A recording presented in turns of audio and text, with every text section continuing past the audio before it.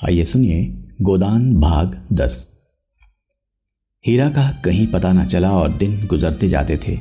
होरी से जहां तक दौड़ धूप हो सकी की, फिर हार कर बैठा रहा। खेती बाड़ी की भी फिक्र करनी थी।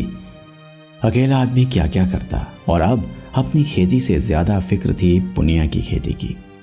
पुनिया अब अकेली होकर और भी प्रचंड हो गई थी। होरी को अब उसकी खुशामद करते बीतती थी। हीरा था तो वह पुनिया को दबाए रहता था। उसके चले जाने से अब पुनिया पर कोई अंकुश न रह गया था। होरी की पट्टेदारी हीरा से थी। पुनिया अबला थी, उससे वे क्या तनातनी करता, और पुनिया उसके स्वभाव से परिचित थी और उसकी सज्जनता का उसे खूब दंड देती थी। खैरियत यही हुई कि कारकुन साहब ने पुनिया से बकाया लगान वसूल करने की कोई सख्ती न की, केवल थोड़ी सी पूजा लेकर राजी हो गए। नहीं, होरी अपनी बकाया के साथ उसकी बकाया चुकाने के लिए भी कर्ज लेने को तैयार था। सावन में धान की रोपाई की ऐसी धूम रही कि मजदूर ना मिले और होरी अपने खेतों में धान न रोप सका। लेकिन पुनिया के खेतों में कैसे न रोपाई होती। होरी ने पहर रात रात तक काम करके उसके धान रोपे। अब होरी ही तो उसका रक्षक है। अगर पुनिया को कोई कष्ट हुआ तो दुनिया उसी को तो हंसेगी। नतीजा ये हुआ कि होरी की खरीफ की फसल में बहुत थोड़ा अनाज मिला और पुनिया के बखार में धान रखने की जगह न रही। होरी और धनिया में उस दिन से बराबर मनमुटाव चला आता था। गोबर से भी होरी की बोलचाल बंद थी। माँ बेटे ने मिलकर जैसे उसका बहिष्कार कर दिया था। अपने घर में परदेसी बना हुआ था।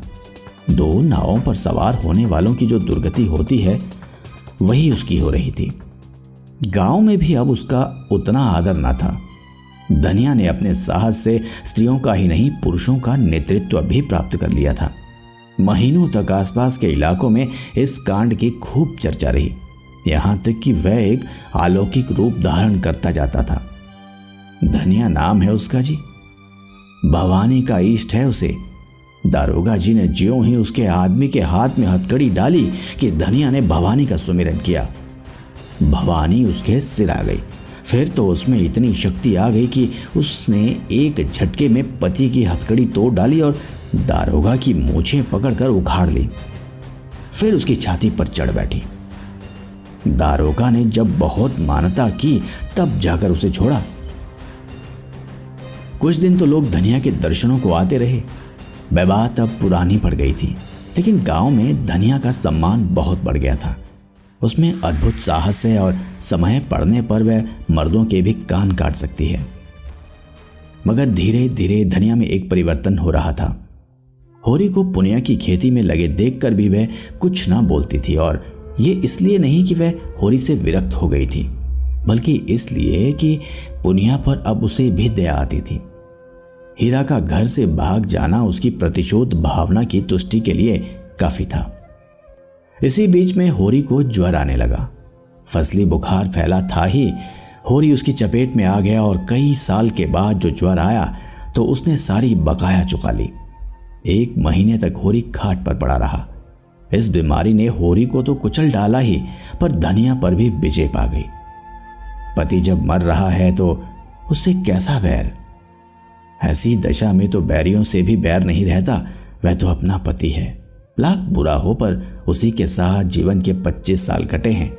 सुख किया है तो उसी के साथ, दुख भोगा है तो उसी के साथ। अब तो चाहे वह अच्छा है या बुरा, अपना है। दाढ़ीदार ने मुझे सबके सामने मारा, सारे गांव के सामने मेरा पानी उतार लिया, लेकिन तब से कितना लज्जित है कि सीधे ताकता नहीं। खाने आता है तो सिर झुकाए खाकर उठ जाता है। डरता रहता है कि मैं कुछ कह ना बैठूं। होरी जब अच्छा हुआ तो पति पत्नी में मेल हो गया था। एक दिन धनिया ने कहा, तुम्हें इतना गुस्सा कैसे आ गया? मुझे तो तुम्हारे ऊपर कितना ही गुस्सा आए मगर हाथ ना उठाऊंगी। होरी लजाता हुआ बोला, अब उसकी चर्चा ना कर धनिया। मेरे ऊपर कोई बहुत सवार था। इसका मुझे कितना दुख हुआ है वह मैं ही जानता हूं। और जो मैं भी क्रोध में डूब मरी होती तो क्या मैं रोने के लिए बैठा रहता? मेरी लहास भी तेरे साथ चिता पर जाती। अच्छा चुप रहो, बेबात की बात मत करो। गाय गई सो गई, मेरे सिर पर एक विपत्ति डाल गई। पुनिया की फिक्र मुझे मारे डालती है। इसीलिए तो कहते हैं भगवान घर का बड़ा ना बनाए। छोटों को कोई नहीं हंसता, नेकी बदी सब बड़ों के सिर जाती है। माघ के दिन थे, महावट लगी हुई थी, घटाटोप अंधेरा छाया हुआ था। एक तो जाड़ों की रात, दूसरे माघ की वर्षा। मौत का सा सन्नाटा छाया हुआ था, अंधेरा तक न सूझता था। होरी भोजन करके पुनिया के मटर के खेत की मेड़ पर अपनी मड़ैया में लेटा हुआ था। चाहता था शीत को भूल जाए और सो रहे, लेकिन तार तार कंबल और गटी हुई मिर्जई और शीत के झोंकों से गीली पुआल, इतने शत्रुओं के सम्मुख खाने का नींद में साहस न था। आज तमाकू भी ना मिला कि उसी से मन बहलाता। उपला सुलगा लाया था, पर शीत में वह भी बुझ गया। बेवाए फटे पैरों को पेट में डालकर और हाथों को जांघों के बीच में दबाकर और कंबल में मुंह छिपाकर अपने ही गर्म सांसों से अपने को गर्म करने की चेष्टा कर रहा था। 5 साल हुए ये मिर्जई बनवाई थी। धनिया ने एक प्रकार से जबरदस्ती बनवा दी थी। वही जब एक बार काबुली से कपड़े लिए थे, जिसके पीछे कितनी सांसत हुई, कितनी गालियां खानी पड़ी। और ये कंबल उसके जन्म से भी पहले का है। बचपन में अपने बाप के साथ वह इसी में सोता था। जवानी में गोबर को लेकर इसी कंबल में उसके जाड़े कटे थे, और बुढ़ापे में आज वही बूढ़ा कंबल उसका साथी है। पर अब वह भोजन को चबाने वाला दांत नहीं, दुखने वाला दांत है। जीवन में ऐसा तो कोई दिन ही नहीं आया कि लगान और महाजन को देकर भी कभी कुछ बचा हो, और बैठे बैठाए ये एक नया जंजाल पड़ गया। ना करो तो दुनिया हंसे, करो तो यह संशय बना रहे कि लोग क्या कहते हैं। सब ये समझते हैं कि वह पुनिया को लूट लेता है, उसकी सारी उपज घर में भर लेता है। एहसान तो क्या होगा, उल्टा कलंक लग रहा है। और उधर भोला कई बार याद दिला चुका है कि कहीं कोई सगाई का डौल करो, अब काम नहीं चलता। शोभा उससे कई बार कह चुका है कि पुनिया के विचार उसकी ओर से अच्छे नहीं है। ना हो पुनिया की गृहस्थी तो उसे संभालनी ही पड़ेगी, चाहे हंसकर संभाले या रोकर। धनिया का दिल भी अभी तक साफ नहीं हुआ। अभी तक उसके मन में मलाल बना हुआ है। मुझे भी सब आदमियों के सामने उसको मारना न चाहिए था। जिसके साथ 25 साल गुजर गए, उसे मारना और सारे गांव के सामने मेरी नीचता थी। लेकिन धनिया ने भी तो मेरी आबरू उतारने में कोई कसर नहीं छोड़ी। मेरे सामने से कैसे कतरा कर निकल जाती है, जैसे कभी की जान पहचान ही नहीं। कोई बात कहनी होती है तो सोना या रूपा से कहलाती है। देखता हूं उसकी साड़ी फट गई, मगर कल मुझसे कहा भी तो सोना की साड़ी के लिए अपनी साड़ी का नाम तक नहीं लिया। सोना की साड़ी अभी 2-1 महीने थेगलियां लगाकर चल सकती है। उसकी साड़ी तो मारे पैबंदों के बिल्कुल कथरी हो गई है।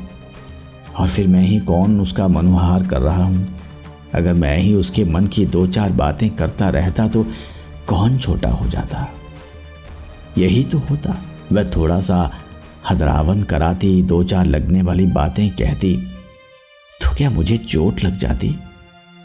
लेकिन मैं बुढ़ा होकर भी उल्लू बना रह गया। वह तो कहो इस बीमारी ने आकर उसे नरम कर दिया, नहीं जाने कब तक मुंह फुलाए रहती। और आज उन दोनों में जो बातें हुई थी, मैं मानो भूखे का भोजन थी। मैं दिल से बोली थी और होरी गदगद हो गया था।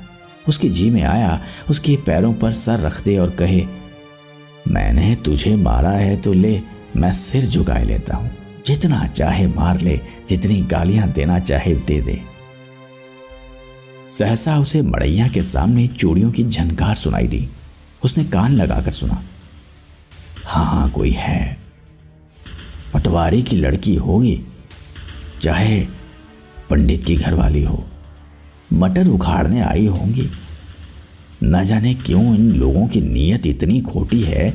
सारे गांव से अच्छा पहनते हैं, सारा गांव से अच्छा खाते हैं, घर में हजारों रुपए गड़े हुए हैं, लेन देन करते हैं, ड्योढ़ी सवाई चलाते हैं, घूस लेते हैं, दस्तूरी लेते हैं, एक ना एक मामला खड़ा करके हमा सुमा को पीसते ही रहते हैं। फिर भी नीयत का ये हाल। बाप जैसा होगा वैसी ही संतान भी होगी, और आप नहीं आते, औरतों को भेजते हैं। अभी उठकर हाथ पकड़ लूं तो क्या पानी रह जाए। नीच कहने को नीच है, जो ऊंचे हैं उनका मन तो और नीचा है। औरत जात का हाथ पकड़ते भी तो नहीं बनता। आंखें देखकर मक्खी निगलनी पड़ती है। उखाड़ ले भाई, जितना तेरा जी चाहे, समझ ले मैं नहीं हूं। बड़े आदमी अपने लाज ना रखें, छोटों को तो उनकी लाज रखनी ही पड़ती है। मगर नहीं, ये तो धनिया है, पुकार रही है। धनिया ने पुकारा, सो गए कि जागते हो? होरी झटपट उठा और मड़ैया से बाहर निकल आया। आज मालूम होता है देवी प्रसन्न हो गई, उसे वरदान देने आई हैं। इसके साथ ही इस बादल बूंदी और जाड़े पाले में इतनी रात गए उसका आना शंकाप्रद भी था। जरूर कोई ना कोई बात हुई है। बोला, ठंड के मारे नींद भी आती है, तो इस जाड़े पाले में कैसे आई? सब कुशल तो है? हाँ, सब कुशल है। गोबर को भेजकर मुझे क्यों नहीं बुलवा लिया? धनिया ने कोई उत्तर न दिया। मड़ैया में आकर पुआल पर बैठती हुई बोली, गोबर ने मुंह में कालिख लगा दी, उसकी करनी क्या पूछते हो? जिस बात को डरती थी वह होकर रही। क्या हुआ? किसी से मार पीट कर बैठा? अब मैं क्या जानूं क्या कर बैठा? चलकर पूछो उसी रांड से। किस रांड से? क्या कहती है तू? बौरा तो नहीं गई? हाँ, बौरा क्यों ना जाऊंगी, बात ही ऐसी हुई है कि छाती दुगनी हो जाए। होरी के मन में प्रकाश की एक लंबी रेखा ने प्रवेश किया। साफ साफ क्यों नहीं कहती किस रांड को कह रही है? उसी झुनिया को, और किसको? तो झुनिया क्या यहां आई है? और कहां जाती? पूछता कौन? गोबर क्या घर में नहीं है? गोबर का कहीं पता नहीं, जाने कहां भाग गया। इसे 5 महीने का पेट है। होरी सब कुछ समझ गया। गोबर को बार बार अहिराने जाते देखकर वह खटका था जरूर, मगर उसे ऐसा खिलाड़ी ना समझता था। युवकों में कुछ रसिकता होती ही है, इसमें कोई नई बात नहीं। मगर जिस रुई के गोले को उसने नीले आकाश में हवा के झोंके में उड़ते देखकर केवल मुस्कुरा दिया था, वह सारे आकाश में छाकर उसके मार्ग को इतना अंधकारमय बना देगा, ये तो कोई देवता भी ना जान सकता था। गोबर ऐसा लंपट, वह सरल कंवार जिसे वह अभी बच्चा समझता था, लेकिन उसे भोज की चिंता न थी, पंचायत का भय न था, झुनिया घर में कैसे रहेगी इसकी चिंता भी उसे न थी। उसे चिंता थी गोबर की। लड़का लज्जाशील है, अनाड़ी है, आत्माभिमानी है, कहीं कोई नादानी न कर बैठे।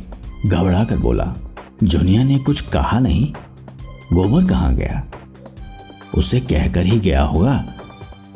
धनिया झुंझला कर बोली, तुम्हारी अकल तो घास खा गई है। उसकी चहेती तो यहाँ बैठी है, भाग कर जाएगा कहाँ? यहीं कहीं छिपा बैठा होगा। दूध थोड़े ही पीता है कि खो जाएगा। मुझे तो इस कलमोही झुनिया की चिंता है कि इसे क्या करूं। अपने घर में तो मैं क्षण भर भी न रहने दूंगी। जिस दिन गाय लाने गया है उसी दिन दोनों में ताक झांक होने लगी। पेट ना रहता तो अभी बात न खुलती, मगर जब पेट रह गया तो झुनिया लगी घबराने, कहने लगी कहीं भाग चलो। गोबर टालता रहा। एक औरत को साथ लेकर कहाँ जाए कुछ ना सूझा। आखिर जब आज वह सिर हो गई कि मुझे यहाँ से ले चलो, नहीं मैं प्राण दे दूंगी, तो बोला तू चलकर मेरे घर में रह, कोई कुछ ना बोलेगा, मैं अम्मा को मना लूँगा। ये गधी उसके साथ चल पड़ी। कुछ दूर तो आगे आगे आता रहा, फिर ना जाने किधर सरक गया। ये खड़ी खड़ी उसे पुकारती रही। जब रात भीग गई और वह ना लौटा, भागी यहाँ चली आई। मैंने तो कह दिया जैसा किया है उसका फल भोग। चुड़ैल ने लेके मेरे लड़के को चौपट कर दिया। तब से बैठी रो रही है, उठती ही नहीं। कहती है अपने घर को कौन मुँह लेकर जाऊं, भगवान ऐसी संतान से तो बांझ ही रखे तो अच्छा। सवेरा होते होते सारे गांव में काँव काँव मच जाएगी। ऐसा जी होता है माहौर खा लूं। मैं तुमसे कह देती हूँ मैं अपने घर में न रखूंगी। गोबर को रखना हो अपने सिर पर रखे, मेरे घर में ऐसे छतीसियों के लिए जगह नहीं है। अगर तुम बीच में बोले तो फिर या तो तुम ही रहोगे या फिर मैं ही रहूंगी। होरी बोला, तुझसे बना नहीं, उसे घर में आने ही ना देना चाहिए था। सब कुछ कह के हार गई, टलती ही नहीं, धरना दिए बैठी है। अच्छा चल देखूं कैसे नहीं उठती, घसीट कर बाहर निकाल दूंगा। दाढ़ीदार भोला सब कुछ देख रहा था पर चुप्पी साधे बैठा रहा। बाप भी ऐसे बेहया होते हैं। वह क्या जानता था इनके बीच क्या खिचड़ी पक रही है। जानते क्यों नहीं था? गोबर दिन रात घेरे रहता था तो क्या उसकी आंखें फूट गई थी? सोचना चाहिए था ना कि यहाँ क्यों दौड़ दौड़ आता है। चल मैं जुनिया से पूछता हूँ ना। दोनों मड़ैया से निकलकर गांव की ओर चले। होरी ने कहा, 5 घड़ी के ऊपर रात गई होगी। धनिया बोली, हाँ और क्या, मगर कैसा सोता पड़ गया है। कोई चोर आए तो सारे गांव को मूस ले जाए। चोर ऐसे गांव में नहीं आते, धनियों के घर जाते हैं। धनिया ने ठिठक कर होरी का हाथ पकड़ लिया और बोली, देखो हल्ला न मचाना, नहीं सारा गांव जाग उठेगा और बात फैल जाएगी। होरी ने कठोर स्वर में कहा, मैं ये कुछ नहीं जानता। हाथ पकड़कर घसीट लाऊंगा और गांव के बाहर कर दूंगा। बात तो एक दिन खुलनी ही है, फिर आज ही क्यों ना खुल जाए। वह मेरे घर आई क्यों? जाए जहां गोबर है। उसके साथ कुकर्म किया तो क्या हमसे पूछकर किया था? धनिया ने फिर उसका हाथ पकड़ा और धीरे से बोली, तुम उसका हाथ पकड़ोगे तो वह चिल्लाएगी। तो वो चिल्लाया करे, मुदा इतनी रात गए, अंधेरे सन्नाटे रात में जाएगी कहाँ, ये तो सोचो। जाए जहां उसके सगे हों, हमारे घर में उसका क्या रखा है। हाँ लेकिन इतनी रात गए घर से निकालना उचित नहीं। पाँव भारी है, कहीं डर डरा जाए तो और अगत हो। ऐसी दशा में कुछ करते धरते भी तो नहीं बनता। हमें क्या करना है, मरे या जिए, जहां चाहे जाए। क्यों अपने मुंह में कालिख लगाऊं? मैं तो गोबर को भी निकाल बाहर करूंगा। धनिया ने गंभीर चिंता से कहा, कालिख जो लगनी थी वह तो अब लग चुकी। वह अब जीते जी नहीं छूट सकती।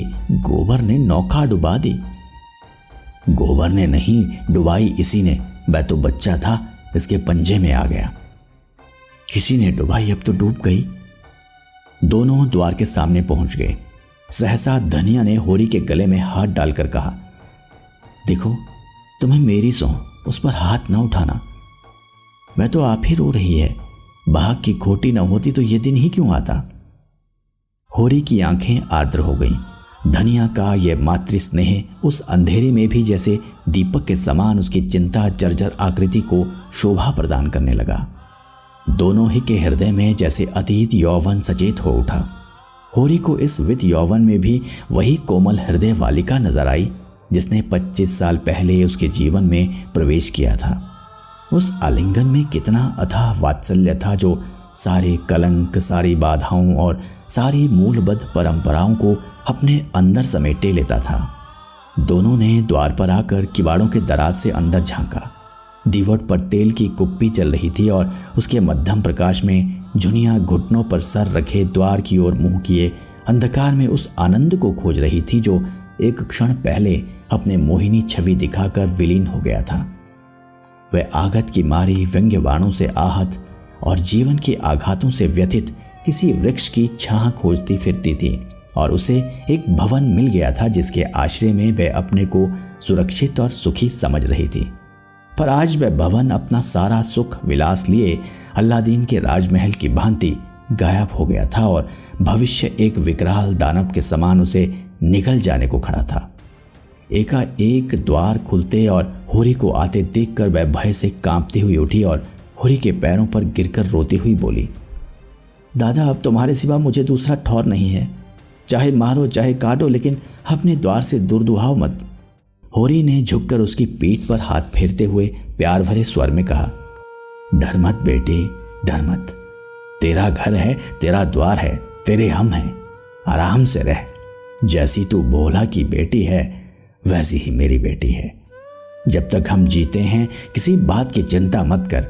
हमारे रहते कोई तुझे तिरछी आंखों से ना देख सकेगा। भोज भात जो लगेगा वह हम सब दे देंगे, तू खातिर जमा रख।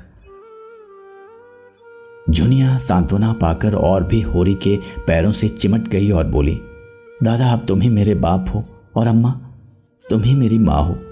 मैं अनाथ हूं, मुझे शरण दो, नहीं मेरे काका और भाई मुझे कच्चा ही खा जाएंगे। धनिया अपने करुणा के आवेश को अब रोक ना सकी, बोली, तू चल घर में बैठ, मैं देख लूंगी काका और भैया को। संसार में उन्हीं का राज नहीं है। बहुत करेंगे, अपने गहने ले लेंगे, फेंक देना उतार कर।